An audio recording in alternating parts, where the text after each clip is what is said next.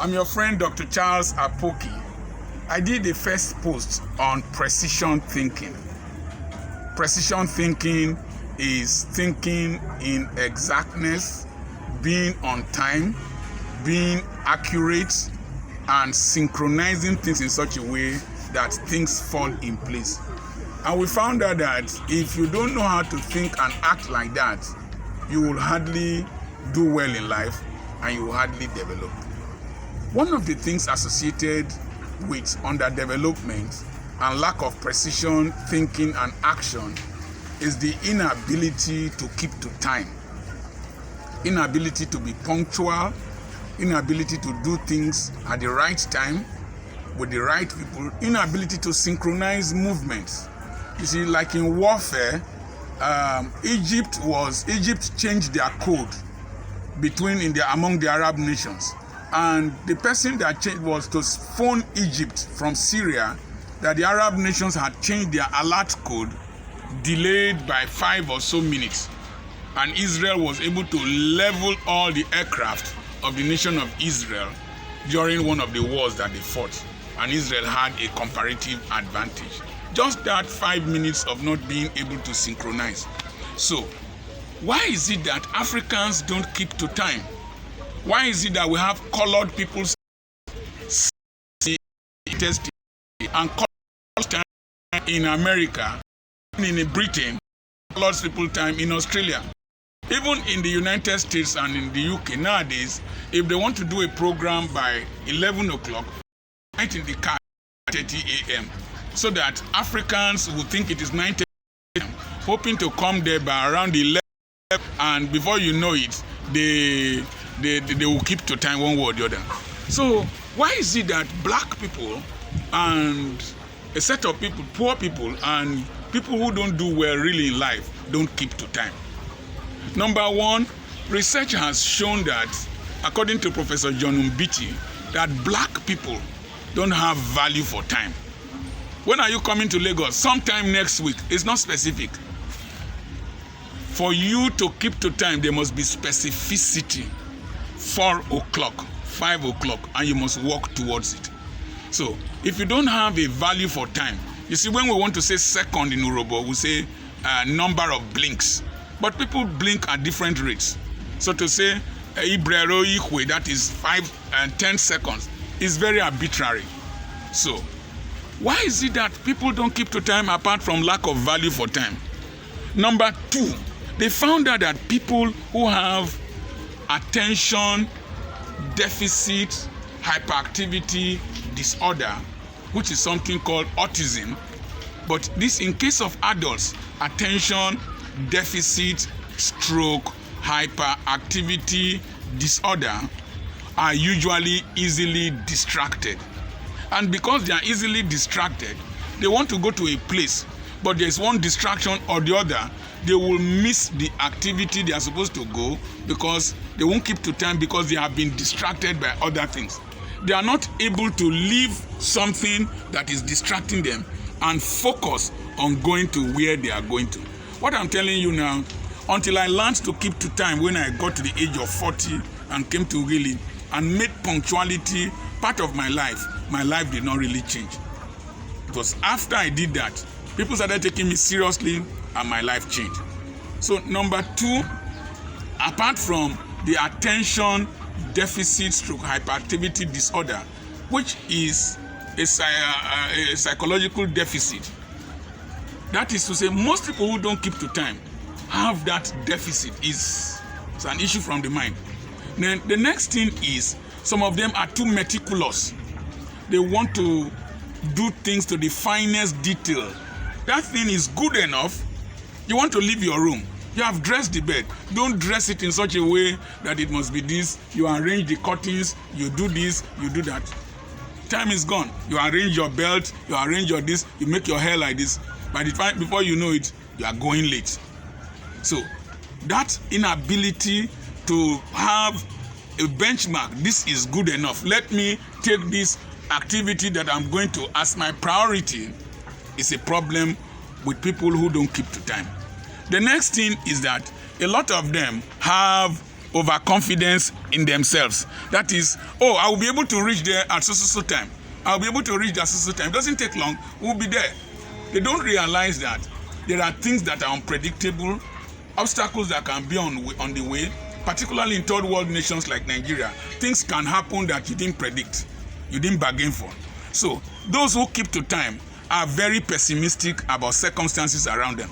So they budget the possibilities of things that can go wrong, and then they give themselves a long gap between when they are supposed to reach there and when they leave home. I leave very early to places. In fact, I get nervous when 1 hour, 2 hours is all I have to prepare for it. I get very nervous.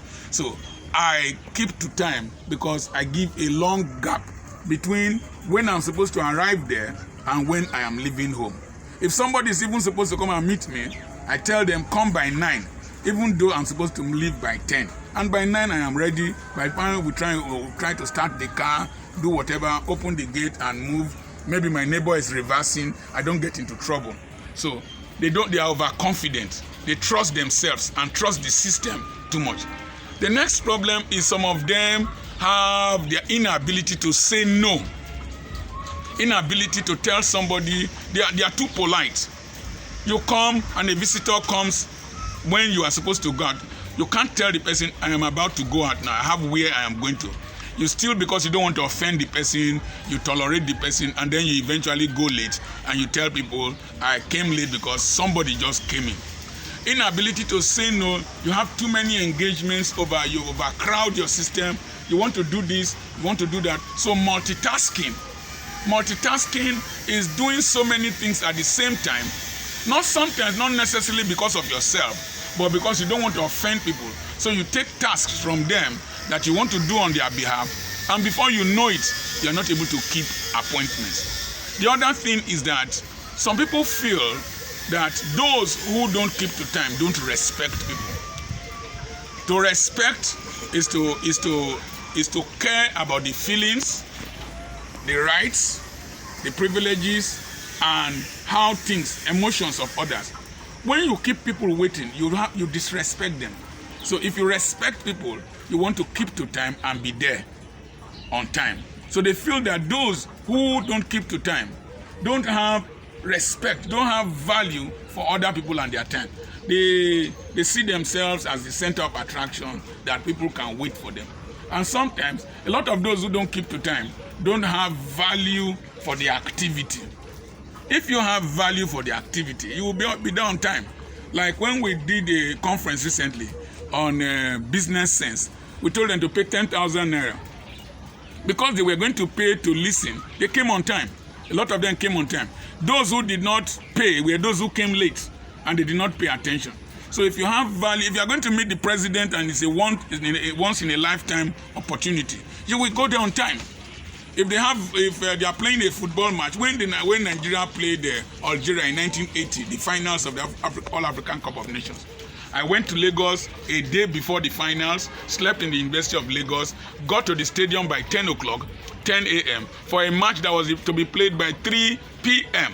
That was because I valued the match. I knew that if I didn't go on time, I won't be able to enter the stadium. I won't have a seat. So, value. A lot of people don't value the relationships and the relationships they have with people and the activities they are going for. If they treasure and value the activities, they will be on time.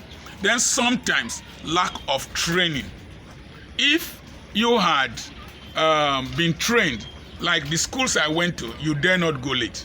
If you go late to eat, they will pour water on your food and you will not eat that day. You go late to school, they will flog you. So you are trained to go early. You are conditioned to go early. We were regulated by bells at Government College Ughelli. You woke up with a bell and you must leave the dormitory. You woke up with a bell to go and start doing your work, housework. A bell is rung. At the end of that, your activity, you move.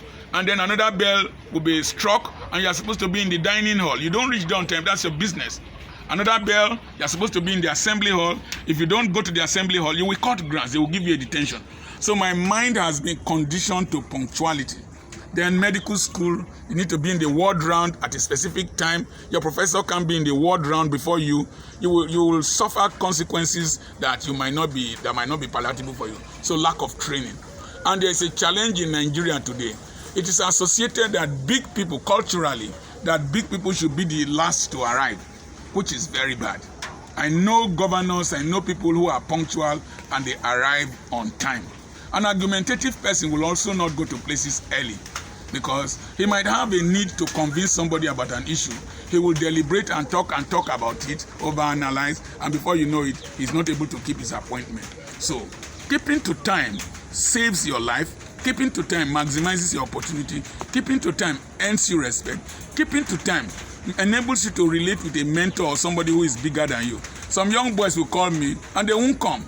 Then they will not call me the next day. Sir, I couldn't come because I was busy. That means I am not busy. Say, well, I will see you when I have time. I don't see such people. I have time for myself. I don't have time for foolish people. I remain your friend, Dr. Charles Apoki. Learn to manage time. Time is life. God bless you.